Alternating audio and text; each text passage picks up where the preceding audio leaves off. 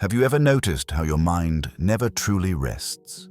Even in moments of silence, there's a constant hum beneath the surface, a quiet analysis running in the background. While others seem to move through life effortlessly, you're trapped in an endless loop of observation and interpretation.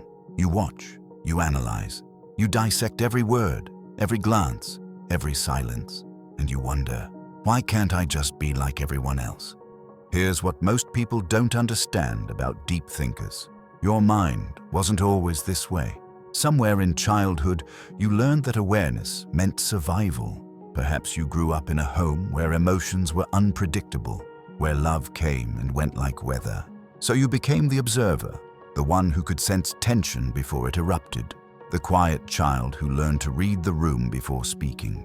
Psychologists call this hypervigilance. Your young brain, still soft and forming, stretched itself to predict moods, decode silences, scan for danger in every pause. It wasn't intelligence, it was instinct. You weren't born overthinking. You were trained to survive through thought, and that same mechanism that once protected you, it became the prison you live in now.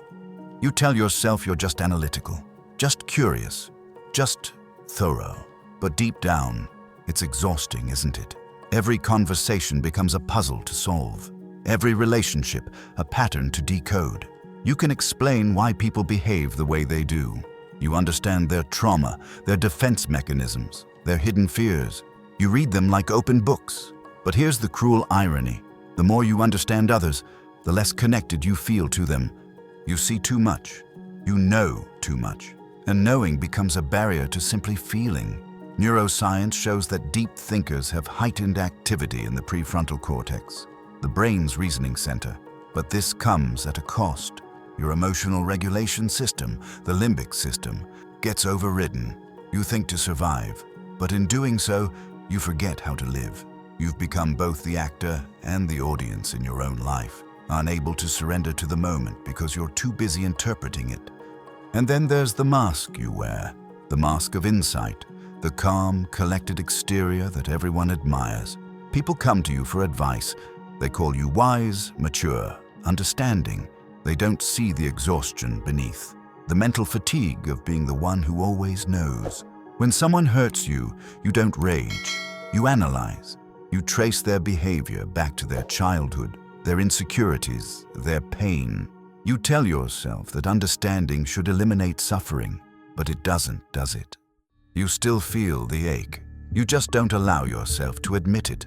Carl Jung called this the shadow, the unacknowledged parts of the self that grow stronger the more we suppress them. For deep thinkers, the shadow is thought itself. The same brilliance that once offered clarity now tightens around your mind like a vice.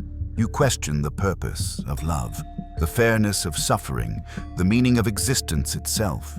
It's beautiful, and it's unbearable. You live in a world that rewards quick answers, instant reactions, surface-level thinking, but your mind hungers for questions that have no answers. You're the quiet rebel in an age of distraction, the one who pauses while everyone else scrolls, the one who seeks depth in a culture addicted to noise. And that dissonance, that feeling of being born into the wrong era, that's the cost of staying awake in a world that's chosen to sleep. But here's what I need you to understand. Your depth was never the problem. The problem was believing that depth required suffering. There comes a moment, after all the analysis and endless questioning, when your mind simply grows tired, not defeated, just weary of its own noise. And in that exhaustion, something shifts. You begin to realize that not every wound can be solved with understanding. Some things are meant to be felt, not fixed. Peace isn't the absence of thought. It's the art of not believing every one of them. Your brain will never stop humming, but it can learn to soften. You start to notice small things again. Sunlight through the window, the rhythm of your breath, the warmth of a moment that doesn't need interpretation. You begin to inhabit your body, not just your mind. And slowly, quietly, you discover that true intelligence isn't in endless analysis. It's in presence. Wisdom isn't in knowing more, it's in needing less. The mind is a beautiful servant, but a terrible master. You are never too much. only too awake in a world afraid of its own reflection. And perhaps the deepest truth of all is this: you were never meant to think your way to peace, only to remember that you already are it.